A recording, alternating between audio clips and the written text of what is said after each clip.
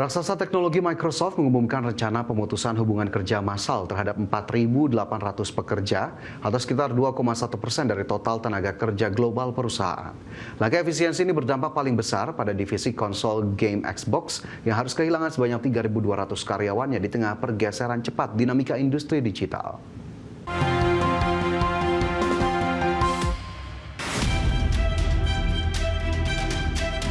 Raksasa teknologi Microsoft mengumumkan rencana pemutusan hubungan kerja massal terhadap 4.800 pekerjanya atau sekitar 2,1% dari total tenaga kerja global perusahaan.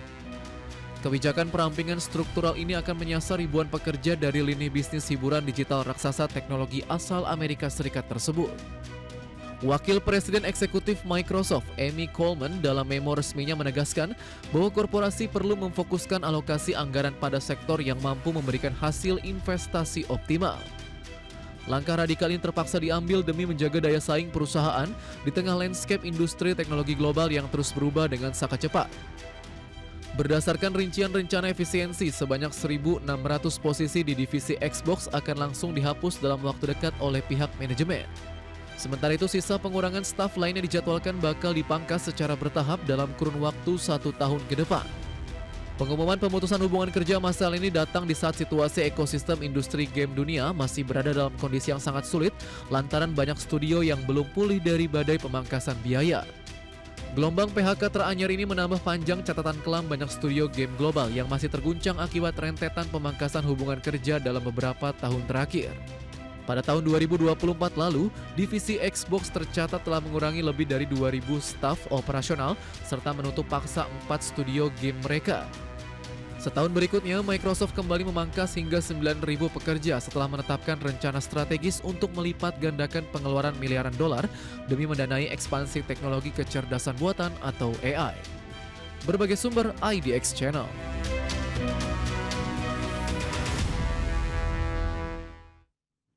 Ya, Serikat Pekerja yang mewakili karyawan di divisi Device Experience Samsung Electronics berencana menggelar demonstrasi massal akibat ketimpangan alokasi bonus kinerja yang dinilai tidak adil. Aksi unjuk rasa yang dijadwalkan berlangsung pekan depan ini dipicu oleh kesenjangan mencolok antara bonus pekerja lini gawai konsumen dengan bonus fantastis yang didapatkan divisi chip semikonduktor.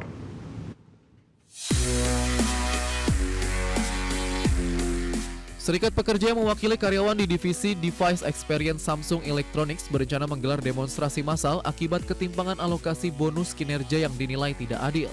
Unjuk rasa ini akan dimotori oleh Serikat Pekerja Samsung Electronics atau SEKU.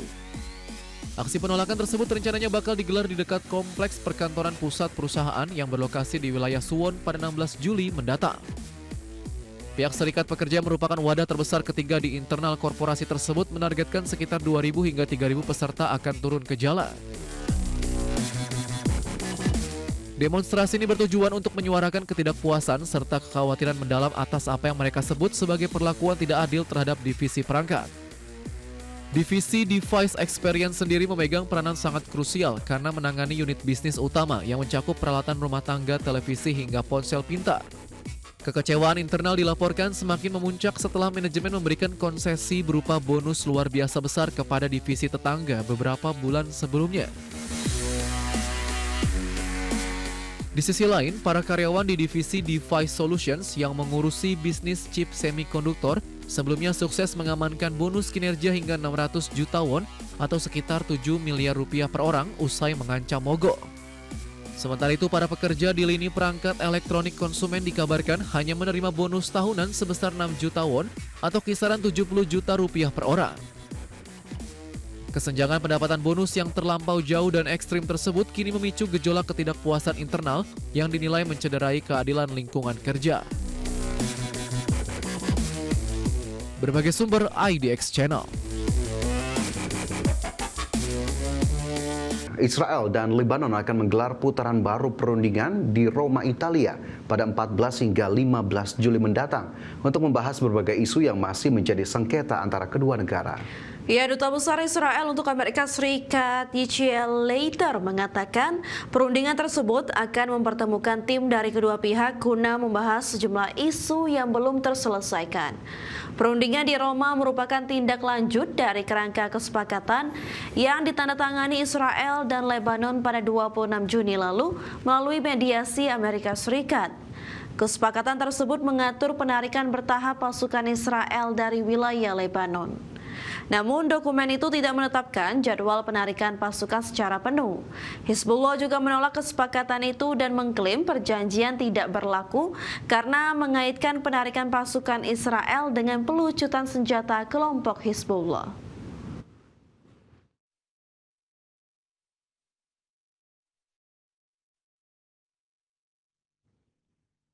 Ya, Presiden Amerika Serikat Donald Trump kembali melontarkan ultimatum keras kepada Iran.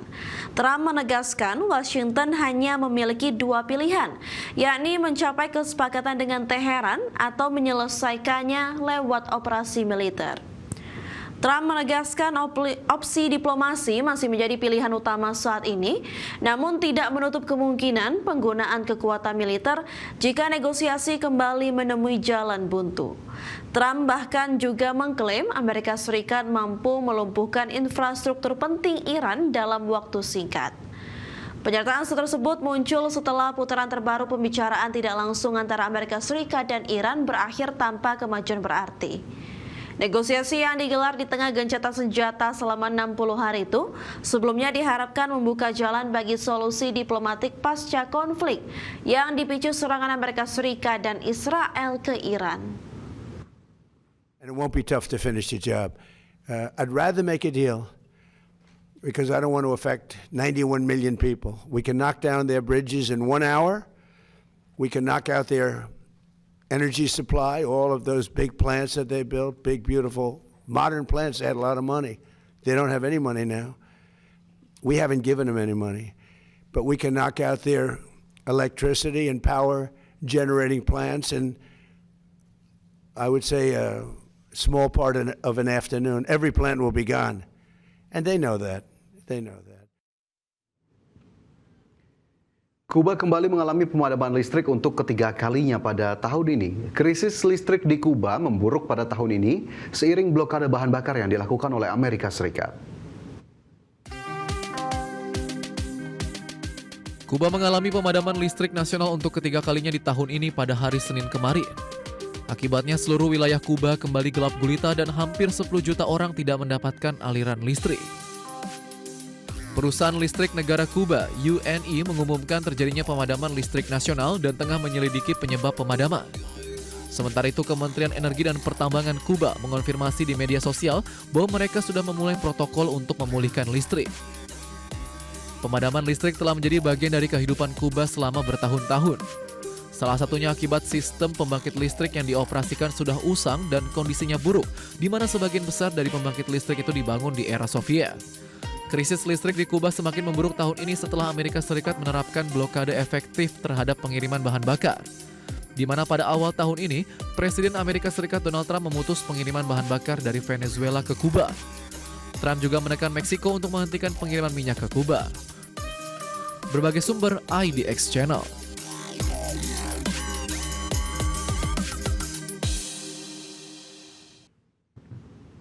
Ya, Organisasi Negara-Negara Pengekspor Minyak atau OPEC Plus akan menaikkan produksi minyak sebesar 188.000 barel per hari pada Agustus mendatang.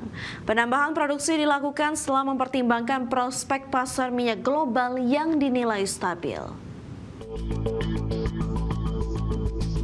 7 negara anggota Organisasi Negara-Negara Pengekspor Minyak dan Sekutunya atau OPEC Plus sepakat untuk menaikkan target produksi minyak sebesar 188.000 barel per hari mulai Agustus 2026.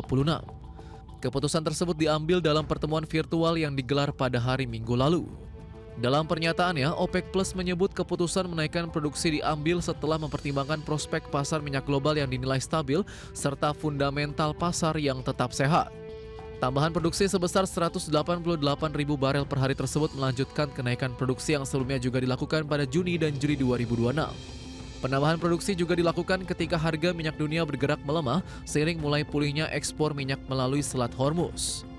Data OPEC menunjukkan produksi kelompok OPEC Plus turun menjadi sebanyak 33,13 juta barel per hari pada Mei 2026 dari sebanyak 42,77 juta barel per hari pada Februari 2026. Produksi minyak negara-negara OPEC Plus mulai pulih pada Juni lalu setelah Amerika Serikat membantu Uni Emirat Arab dan sejumlah negara OPEC Plus lainnya untuk meningkatkan ekspor minyak. Berbagai sumber IDX Channel.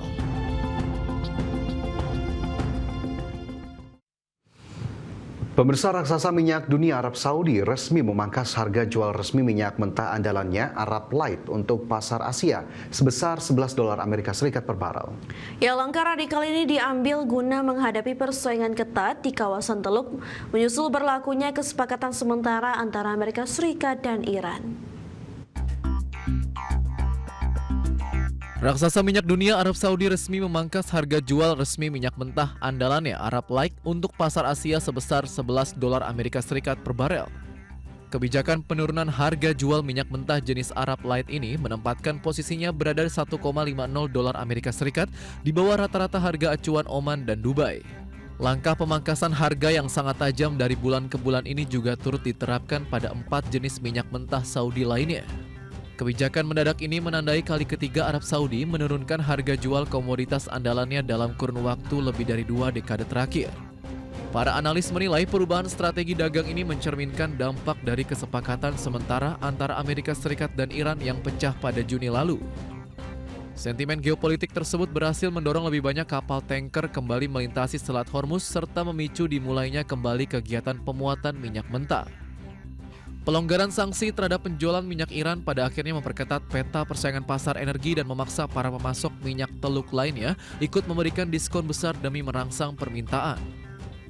Kendati Arab Saudi telah memberikan potongan harga yang besar, sejumlah perusahaan kilang di Asia menyebut biaya komoditas tersebut masih jauh lebih mahal dibandingkan produsen kompetitor. Tingginya biaya operasional menyewa kapal tanker untuk memuat minyak dari pelabuhan Ras Tanura di dalam teluk menjadi kendala utama bagi para pembeli. Kondisi keekonomian yang dinilai terlalu mahal ini dikhawatirkan berpotensi membuat korporasi Saudi Aramco kehilangan pangsa pasar strategis mereka di kawasan Asia. Berbagai sumber IDX Channel.